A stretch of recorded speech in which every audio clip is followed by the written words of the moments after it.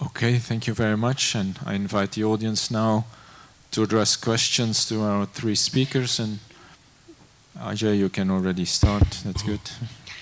Very nice session, and the opening session, I must say. My first question is to maybe Dr. Anuradha and Dr. Sanyal. Both of them can take it. This is Dr. Sanyal about the recent Vincent Wong's JAMA study, which you were part of that.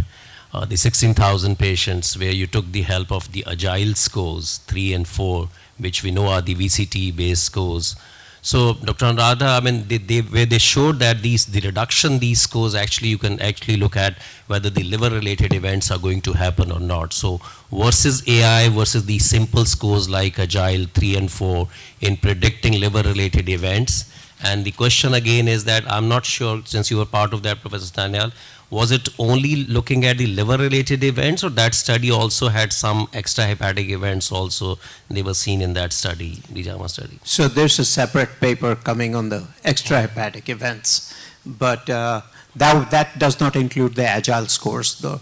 This paper that was published, the agile scores were specifically linked to the risk of liver-related events and all-cause mortality.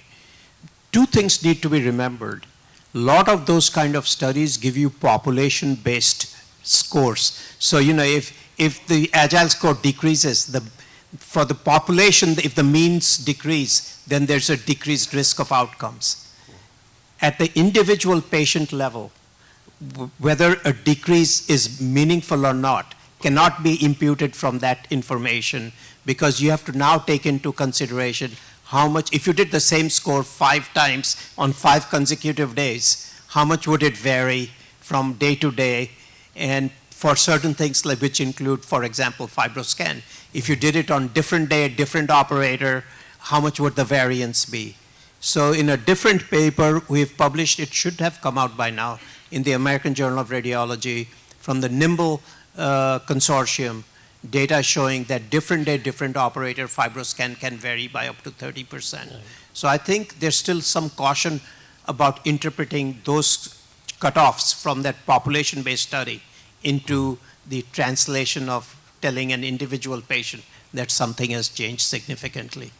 My second question is about the cardiovascular events. I mean, you said that, and it's published, you know, the stiffer the liver, the stiffer is the heart, which means that, but then we also know that most of the people, those who have, you know, early MASLD, maybe F1, F2s, would die more of cardiac events or other extrahepatic events rather than liver-related events. F3, F4s may die from liver.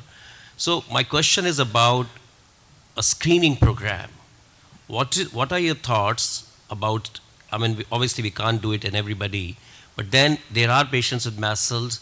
So whom should we be screening, if at all, for cardiovascular risk or events, early disease, later disease, and how do we do that? I think the short answer is each and every patient, because this is the primary cause of excess mortality in the early disease, and even in advanced disease, it's the #2 cause of mortality. It's not like it disappears. Right. Now the early disease, most of those deaths are coronary, whereas later on it's, you know, arrhythmias and diastolic dysfunction and heart failure and those kind of things. Oh, thank you. Question to Arun again. Wonderful talks. Arun, we keep on using diabetes as one of the parameters for predicting different events, but we never talk of controlled diabetes or uncontrolled diabetes. So I presume it should be probably they take into account uncontrolled. I need clarification from you. Yeah, so the very good question. So as it turns out, just the fact that you have diabetes puts you in a different category, and controlled or uncontrolled, it does not matter, because it shows that because diabetes occurs very late in the course of this metabolic disease. So initially when you get insulin resistance, your pancreas responds by making more insulin. So then you keep pushing till the pancreas starts wearing out and you start losing beta cells. And when you get to a point where you don't have enough beta cells to maintain your blood sugar in a euglycemic range, then your blood sugars you become pre-diabetic and then eventually diabetic. So by the time you've got diabetes, you've probably had disease for 10 to 20 years. And so, by that time your blood vessels are already shot. So that's the reason. The other thing is we found that glycemic control is far less important for cardiovascular events. Glycemic control is important for microangiopathy. So for your retinopathy and neuropathy, for those kind of things. But for vascular events, it's really all these other, it's a cholesterol and lipid and vascular inflammation. So glycemic control is not quite as important in that setting. I would just like to add to Sir's comments. In a recent analysis where we did on machine learning on biopsy-proven NAFLD patients, at least in those subgroup of patients, the HbA1c and the control of diabetes was significant predictor of significant fibrosis. So I would say that Sir is completely right that microangiopathic changes, they happen late. But it is at the time, sometimes what happens, patients is on treatment for anti-diabetic drugs, and that can act on NAFLD also. So what I'm trying to tell you is that with uncontrolled diabetes, despite on treatment, is an important predictor for significant fibrosis. May not be there for the other events, but at least what we find in our data set, I'm telling you. Thank you. Thank you, Dr. Sanyal, for a wonderful talk. My question is to you. You have mentioned about CAC. So which patient should we actually be doing CAC? Because it involves radiation. It's a CT scan after all. So can we depend on the ASCVD risk score, or can we go by the CIMT? If we have a higher CIMT, should we be going for a CAC? So the coronary calcium scores, I didn't actually bring that, and thank you for bringing that up, as a secondary tool has emerged as a very, very powerful. So, if you have somebody where you're not, those who clearly meet the statin criteria, you should go for it. You don't need the coronary calcium. But if you are in that middle criteria and, young patient has a family history, LDL is not super high, but LDL is say maybe 130, 140, and the patient is 40 years old or 39 years old, but his father died of a heart attack at the age of 45 or 50. And so you are then scratching your head, how aggressively should I follow this patient? So in that kind of setting, the coronary calcium is very, very useful. And it is really emerging now as sort of the number 2, once you do the prevent, as the number 2 biomarker to be used. It's sort of outperforming a lot of these other things.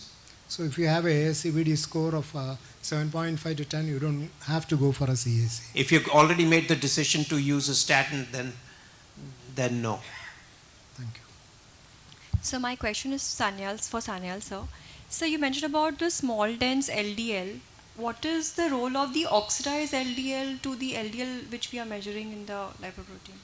Well, the small dense LDL is more prone to get oxidized. Oxidized LDL, is more pro-inflammatory, but it's a chicken and egg problem, because the more inflammation you have, more oxidative stress you have, and so you oxidize your LDL. On the other hand, the oxidized LDL itself is pro-inflammatory. Okay. So you're very right. The other thing that everybody has to remember is that endothelial cells are particularly good at clearing LDL. So after the liver, the next organ that clears LDL cholesterol is endothelium, which is why, particularly arterial endothelium, and which is what creates the atherogenic risk. Thank you, sir. Very interesting talk, Dr. Sanil. So my question is about statins. Now we know that MASLD patients have high risk of cardiovascular events.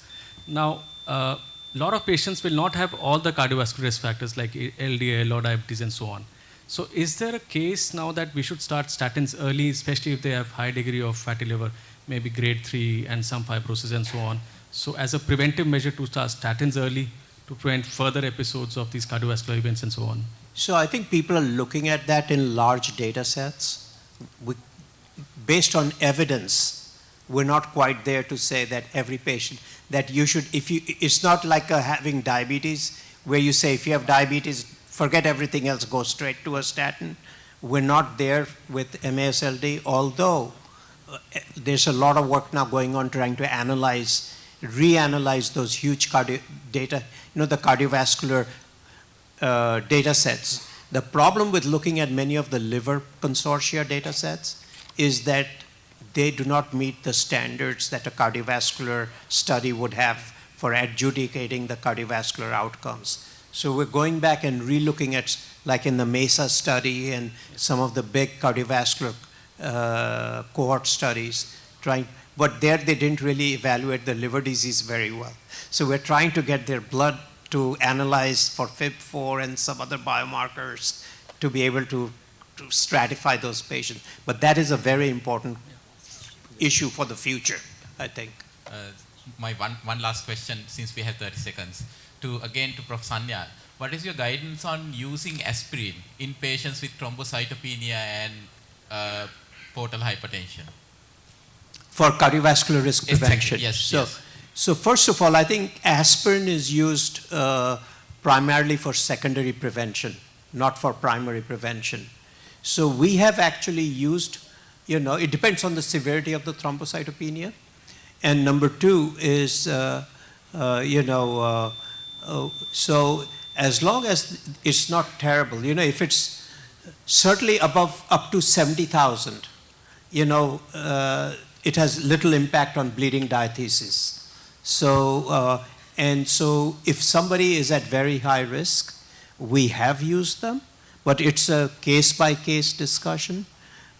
For example, many of our patients who are being evaluated for transplant, we find they have a significant stenosis. They get a stent placed. So we've even used, clopidogrel and other things for periods of time. Of course, we all sweat every time we have to do something like that, But then you have to make a decision with each patient. I don't think one size fits all when it comes to the use of statins in people with thrombocytopenia and portal hypertension.